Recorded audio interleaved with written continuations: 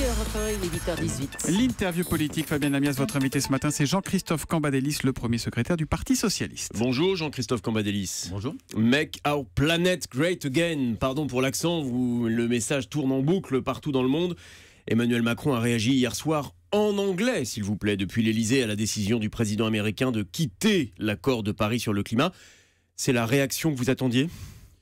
Oui, c'est une réaction pas obligatoirement en anglais, mais c'est une réaction que j'attendais. Je pense que la décision... Je rebondis, pardon, ça vous pose une difficulté qu'il l'ait fait en anglais ? Bon, je dis qu'à un moment donné, la communication finit par tuer la communication, mais le problème n'est pas simplement la forme, mais c'est le fond. Le fond, c'est que Donald Trump, par sa décision, est une agression. Est une agression contre notre bien commun, c'est-à-dire la planète. Le président de la République parle d'erreur, de faute.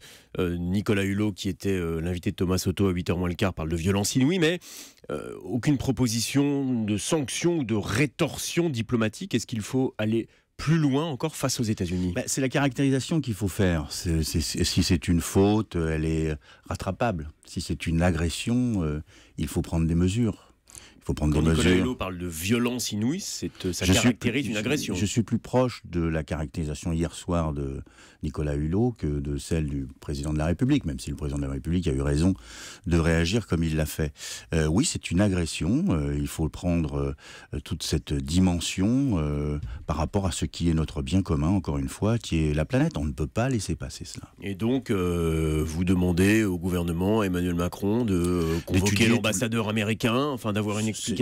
C'est le moins qu'on puisse faire. Mais il faut que l'ensemble des Européens, en tous les cas c'est ce que je proposerai moi à la réunion des partis sociaux-démocrates européens, prennent des mesures et mènent une véritable campagne pour le retour des États-Unis dans l'accord de Paris. Jean-Christophe Cambadélis, si vous êtes élu député à l'issue de ces élections législatives, voterez-vous les textes de confiance de la vie démocratique, puisque c'est désormais l'appellation, présentée hier par François Bayrou? Oui, parce que ça va dans la continuité de ce que nous avons fait. Je n'ai pas l'habitude de me déjuger par rapport à l'action que nous avons menée dans ce domaine au niveau du gouvernement, du quinquennat de François Hollande. Après, il faudra sûrement préciser un certain nombre de sujets. Je regardais quelques propositions. Il y en a une, vous auriez disparu de la vie politique. Par exemple, la proposition d'empêcher les élus de briguer un 4e mandat consécutif, vous, les 4 mandats depuis votre élection en 1997, donc vous n'auriez plus pu être à l'Assemblée aujourd'hui. Concrètement, au-delà de votre cas, ça vous paraît être une mesure salutaire de renouvellement ou on cède à l'ère du temps ? Pas simplement moi, je pense que Gérard Collomb, François Bayrou ou Le Drian seraient dans la même situation que moi. Ce qui veut dire que le gouvernement devrait se regarder lui-même quand on veut secouer le cocotier, on regarde quand même ce qu'il y a dessus. Donc, évidemment, c'est une mesure salutaire de respiration de notre démocratie. Mais tous les partis politiques y sont confrontés. Comprenez-vous dans ces circonstances, alors on dit plus moralisation, puis encore une fois, confiance dans la vie démocratique, que le ministre Richard Ferrand reste au gouvernement avec le soutien réitéré quotidiennement de ses collègues, et y compris du Premier ministre? C'est une contradiction majeure, tout le monde l'aura compris. Je crois que le porte-parole du gouvernement avait indiqué que c'était pas tout à fait facile à plaider dans le moment présent. Je crois qu'il devrait de lui-même quitter sa responsabilité parce que il obscurcit tout le débat politique, on ne parle que de ça, et lui ne peut pas exercer sa fonction puisqu'on ne lui parle que de ça. Mais il n'a pas, aujourd'hui, rien de légal ne peut lui être reproché. Donc pourquoi demander à quelqu'un de quitter un gouvernement si aucune faute n'est avérée? Le parquet de Brest hier a ouvert une information. Voilà. Préliminaire, on avait dit il n'y a aucune faute, il faut attendre qu'il y ait une décision de justice ou une enquête. Il y a une enquête et il reste au gouvernement. Je pense que derrière tout ça... Oui, mais vous-même, Jean-Christophe Cambadélis, vous avez été condamné par le passé à 2 reprises, évidemment, à des peines, et ça ne vous a pas empêché d'exercer un mandat de parlementaire, d'être aujourd'hui patron du PS. À l'époque, pourtant, il y avait eu condamnation. À l'époque, je m'étais retiré. J'avais pas attendu 48 heures.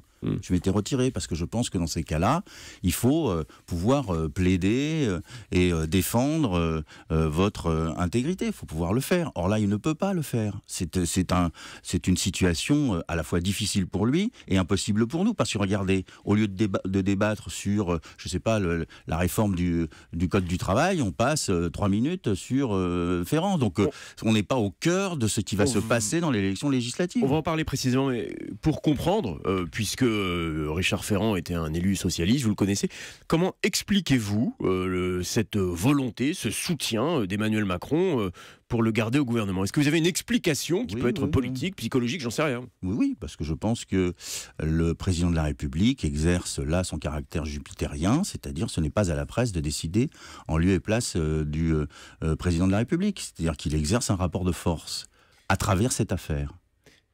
Jean-Christophe Cambadélis, vous en parliez à l'instant, le social. Voterez-vous, si vous êtes élu, les textes qui permettront au gouvernement de réformer le marché du travail? Il faudrait d'abord savoir ce qu'il y a dans les textes. C'est la réforme majeure de ce quinquennat. On commence à peu près à le savoir. On n'en sait rien. C'est la réforme majeure de ce quinquennat et nous allons aux élections sans la connaître. On aura les tenants et les aboutissants, si j'en juge par ce qu'a publié Mediapart, 8 jours après l'élection législative. C'est pas un début de démocratie, ça? Quand on parle de la transparence, quand on parle de la moralisation, est-ce qu'on peut, est-ce qu'on doit, et qu'il est acceptable que les Français ne soient pas informés de ce démocratie? Bien sûr, c'est un déni de démocratie, j'insiste.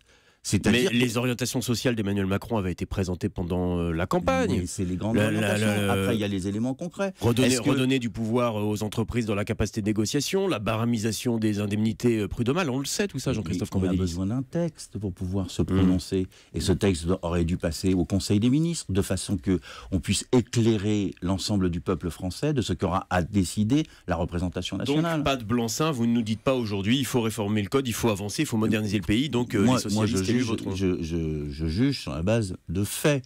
Si vous vous souvenez bien, quand il y a eu la barémisation et la première loi travail, j'ai dit que dans l'État, je ne la voterai pas. C'était mon gouvernement. C'était mon Et la barémisation avait été retirée de... Si aujourd'hui on me la représente, vous pensez bien que je ne vais pas dire oui. Il faudra des députés socialistes pour voter ou ne pas voter d'ailleurs. Évidemment qu'il en faudra. Vous voyez bien qu'ils sont nécessaires. Vous venez d'en faire la démonstration. Alors, au vu de l'actualité et des sondages, attention aux sondages, on sait ce qu'ils sont, mais on ne vous prévoit pas beaucoup de députés socialistes pour ces élections. Combien en espérez-vous? Vous êtes un expert des élections, de la carte électorale. Vous vous trompez rarement, Jean-Christophe Cambadélis. Vous serez combien après ces élections? Je ne peux pas vous dire parce que c'est 577 candidats. Vous avez une petite idée? Mais non, parce que dans chaque circonscription, vous avez des situations différentes. Regardez dans ma circonscription, on ne va pas aller plus loin, on ne va pas citer les noms, etc. Mais dans ma circonscription, j'ai 25 candidats. 25 candidats, donc pour atteindre le deuxième tour, ce n'est pas facile. Avec un Benoît Hamon qui est arrivé 4e dans votre circonscription, ce qui vous place en difficulté, vous le pensez, vous, Jean-Christophe Cambadélis? Écoutez, un mot sur votre situation. Non, 3e, c'est arrivé 3e, mais c'est le... Au premier tour, Mélenchon en tête, suivi de Macron, puis Fillon, puis le 4e, Benoît Hamon. Au premier tour. Oui, les chiffres sont têtus. Mais c'est une situation où c'est le 5e score national, c'est plus 13,5%. Donc ça veut dire que je suis à 2000 voix de la qualification au deuxième tour. Et si je suis au deuxième tour, je gagne. Pensez-vous, néanmoins, on se souvient 1993, 57 députés socialistes à l'Assemblée, c'était le pire résultat historique pour le parti. Vous pensez que ça peut être encore pire que ça? Et d'ailleurs, le lendemain ou le surlendemain et quelques mois plus tard, nous gagnons les élections. Donc ce n'est pas à cette aune-là qu'il faut juger. 4 ans après, après la dissolution. Vous sentez-vous aujourd'hui, Jean-Christophe Cambadélis, premier secrétaire du PS, une sorte de réincarnation, paix à son âme, de Guy Mollet, qui a accompagné la SFIO jusqu'à sa disparition lente, avant la refonte du socialisme par François Mitterrand? Non, parce que Guy Mollet est parti avant. Entre-temps... Il est parti en 69. Voilà. Bah oui, enfin, la SFIO était en mauvais état. Entre-temps, Pierre Mendès France et Gaston Defferre avaient fait 5% aux élections présidentielles, ce qui ne les a pas empêchés de participer pour Gaston Defferre à la refondation du Parti Socialiste et d'être ministre de l'Intérieur quelques années plus tard. Vous parlez de refondation du Parti Socialiste. Tout va changer dans le parti après les élections, y compris le nom? Tout doit changer et ce sont aux militants de décider. C'est pas à moi de décider à la place des militants. Mais qu'est-ce que vous souhaitez? Vous êtes patron du parti, vous êtes le chef. Qu'est-ce que vous avez envie? Est-ce qu'il faut changer de nom? Je veux pas simplement changer de nom. C'est un problème de logiciel aujourd'hui. Vous reconnaissez qu'il y a un problème aujourd'hui au PS? Non, mais je reconnais que les courants progressistes en Europe et dans le monde sont confrontés à des difficultés. Et il faut les analyser. Et puis, il faut regarder ce qui s'est passé en France et l'analyser aussi. Marie-Noëlle Lienemann, que vous ne devez pas porter dans votre cœur, dit il n'y a plus de pilotes dans l'avion aujourd'hui au Parti Socialiste. Aujourd'hui, je ne sais pas, mais est-ce que vous, Jean-Christophe Cambadélis, vous ambitionnez de continuer à diriger le parti après les élections ? Écoutez, il y a un pilote, et heureusement qu'il est là, Solferino, parce que sinon, on serait dans une situation... Et vous resterez à la tête du parti après les élections, c'est ma question. On verra ça le 18 juin. On verra ça le 18 juin. Donc c'est pas tranché. Ça dépend de votre élection à vous? Non, pas du tout. Ça dépend des discussions que nous aurons entre nous. Merci beaucoup Jean-Christophe Cambadélis d'être venu ce matin en direct sur Europe 1.